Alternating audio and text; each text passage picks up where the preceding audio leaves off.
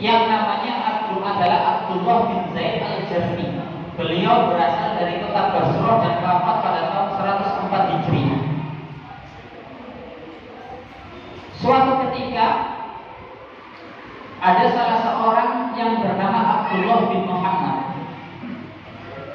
Ketika dia berada di Syam, dia berada di tepian pantai untuk berjaga-jaga terhadap perbatasan wilayah kaum muslimin. Tidak lama setelah berjaga, dia masuk ke dalam hutan. Dan ternyata di dalamnya didapati sebuah tanah yang agak lapang. Dan ternyata di sana terdapat sebuah tenda, sebuah gubuk di tengah tanah yang lapang tersebut. Maka kemudian Abdullah bin Muhammad melihat di dalam gubuk tersebut dengan sangat terkejut. Ternyata di dalamnya ada seorang yang sudah tua renta, dalam kondisi kedua tangannya buntung, matanya tak bisa melihat, pendengarannya mulai berkurang, praktis hanya lisannya saja yang mampu berkata-kata. Dia hanya sabar. Tetapi yang menjadikan Abdullah bin Muhammad terkagum-kagum itu adalah lisan dari orang tua tadi senantiasa mengucapkan kalimat syukur kepada Allah Subhanahu wa Ta'ala. Diuji dengan ujian yang sangat berat, tetapi yang diucapkan adalah kalimat syukur. Dia mengucapkan alhamdulillahilladzi faddalani ala katsirin mimman khalaqa tafdila. Masih bersyukur. Maka kemudian menyadari kedatangan Abdullah bin Muhammad, bapak tua tadi bertanya, siapakah engkau? Aku adalah Abdullah bin Muhammad. Maka Abdullah bin Muhammad bertanya kepada bapak tua, yang ternyata bapak tua itu adalah sahabat yang kita kenal dengan Abu Kilabah, atau nama aslinya adalah Abdullah bin Zaid al-Jarmi. Dia bertanya, wahai bapak, bagaimana lisanmu senantiasa mengucapkan kalimat syukur, padahal Allah memberikan ujian yang sangat berat kepadamu. Kondisinya kedua tangannya buntung, terbaring tak bisa apa-apa, matanya sudah buta, pendengarannya kurang, hanya lisannya saja yang buta.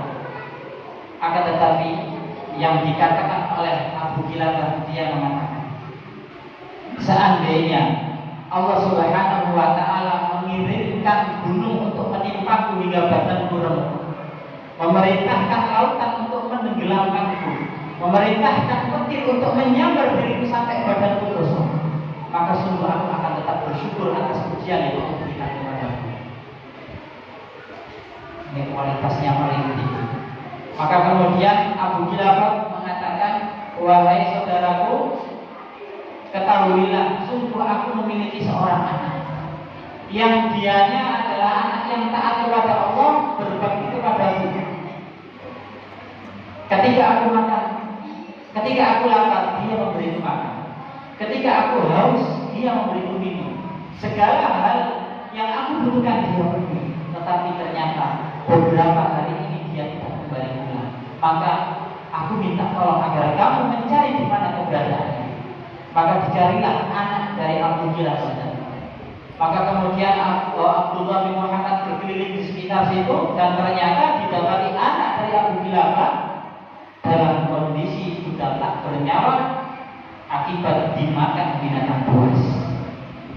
Kembali ujian yang Allah Subhanahu wa Ta'ala berikan kepada Abu Kilabah.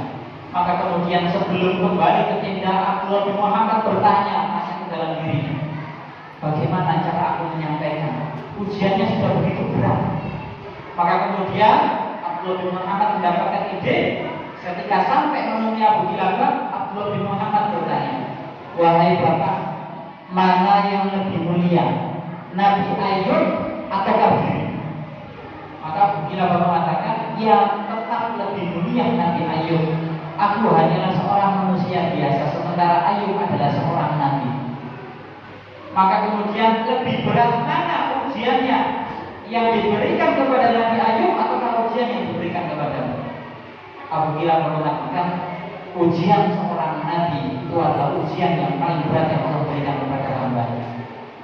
Maka setelah itu Abdullah bin Muhammad baru menyampaikan, ketahuilah bahwasannya anakmu telah meninggal dunia.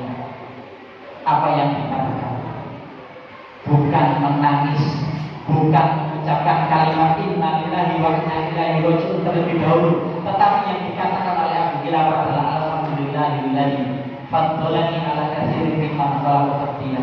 Sebuah kalimat syukur. Sembari dia mengatakan, ya Allah, aku bersyukur kepadamu, Engkau telah karuniakan kepadaku anak yang soleh, yang terhindar dan jauh dari perbuatan maksiat. Dia tetap bersyukur. Baru kemudian Engkau mengambilnya ya Allah, maka kemudian dia mengatakan inna lillahi wa inna ilaihi raji'un. Tidak lama setelah itu Abu Kilabah menghembuskan nafas terakhir. Maka setelah itu Abdullah bin Muhammad memakamkan jenazah dari Abu Kilabah.